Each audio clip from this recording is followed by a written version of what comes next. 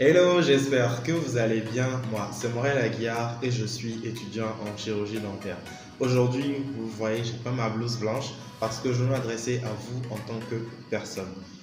Dans l'une de mes dernières vidéos, je parlais du blanchiment dentaire et vous avez eu beaucoup de réactions. Du coup, je me suis prêté à une petite expérience. J'ai testé plusieurs méthodes de blanchiment dentaire à la maison et je vous fais le compte rendu dans cette vidéo. C'est parti!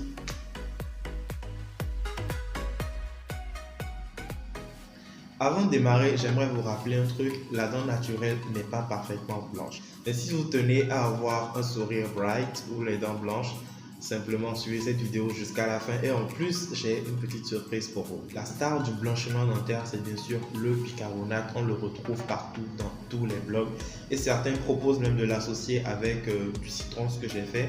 J'ai suivi une recette toute simple, toute bête. C'est mélanger du jus de citron en fait avec de la poudre de bicarbonate de façon à obtenir une pâte qu'on va utiliser ensuite comme dentifrice. Et je n'ai pas pu poursuivre l'expérience sur plus de 2 semaines parce que je commençais déjà à avoir mal. Je ne pouvais plus manger chaud, froid et surtout pas prendre épicé. Et voilà, je n'étais pas du tout à l'aise. Je me suis dit que c'était peut-être un problème de dosage. Ensuite, j'ai essayé le citron et le bicarbonate de façon séparée. C'est vrai que j'avais moins mal, mais voilà, je n'étais toujours pas à l'aise. Et puis, c'est pas vraiment pratique. Du coup, j'ai préféré laisser tomber. Peut-être que ça marche pour certaines personnes, mais c'est pas fait pour moi. En plus, j'avais les lèvres qui étaient souvent rouges, enflées légèrement et qui saignaient. Point positif par contre, c'est que ça permet de polir les dents. Donc, j'avais quand même une sensation de propreté et de fraîcheur au niveau de la bouche. L'autre solution qu'on va vous proposer sur internet pour vous faire blanchir les dents, en fait, ça va être les kits de blanchiment dentaire. Perso, je ne suis pas très produit chimique, mais bon, voilà, je me suis dit peut-être que ça permet de régler le souci de dosage. Du coup, je me suis lancé. Celui que j'ai utilisé, en fait, dispose d'une gouttière qui permet d'isoler en fait vos dents du reste de la bouche, et donc l'action du gel blanchissant est concentrée au niveau de vos dents, et il dispose aussi d'une lampe LED. C'est une technologie en fait qui permet d'accélérer les effets du gel tout en diminuant le temps de pause. Et ça, par contre, j'ai trouvé ça très chic. Pareil aussi que c'est le genre de gadget que Kim Kardashian et sa sœur Kylie utilisent. Donc, je me sentais un peu comme une star quand je l'avais. Donc, bref, blague à part et en toute objectivité, donc je l'ai utilisé, mais pas de façon adéquate parce que j'avais envie de le tester réellement profondément. Et je ne l'utilisais pas de façon régulière, non pas quotidiennement comme c'est conseillé, et je ne privais d'absolument aucun colorant alimentaire. Je crois même que c'est la période dans laquelle j'ai abusé des colorants alimentaires, mais en revanche je respectais le temps d'exposition. Alors, après quelques applications, j'ai réellement eu les résultats et puis ça a été concluant comme je ne m'attendais pas. Pour avoir un sourire lumineux au quotidien, le choix du dentifrice est réellement important.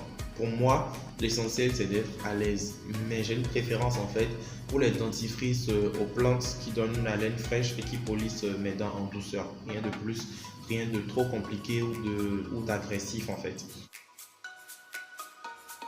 J'ai également testé les bains de bouche au citron, au vinaigre et au bicarbonate. Donc ça a été pareil, hein. Pour moi, ça reste agressif et il ne faut pas en fait en abuser. Il ne faut pas du tout en abuser, mais par contre, les dentifrices et les bains de bouche à l'huile de coco sont quand même sympas, et vous pouvez également utiliser du charbon actif pour faire blanchir les dents en douceur. Mais il ne faut pas en abuser. Et voilà, j'ai fait le tour de ma petite expérience de blanchiment dentaire à la maison. Personnellement, j'ai préféré la partie avec le kit proposé par Immaculate. C'était assez facile d'utilisation, assez pratique, ce qui n'était pas le cas forcément avec le bicarbonate et surtout le citron. Et surtout, ça marche en fait, sans être agressif. Et voilà, du coup, j'ai préféré ça, même si je ne suis pas très produit chimique. Il faut dire qu'au début, j'étais pas trop à l'aise en fait avec l'idée. Et j'étais un peu sceptique, il faut l'avouer. Du coup, j'ai pris 2 kits, mais j'ai même pas fait utiliser la moitié du premier, que voilà, j'avais déjà les résultats.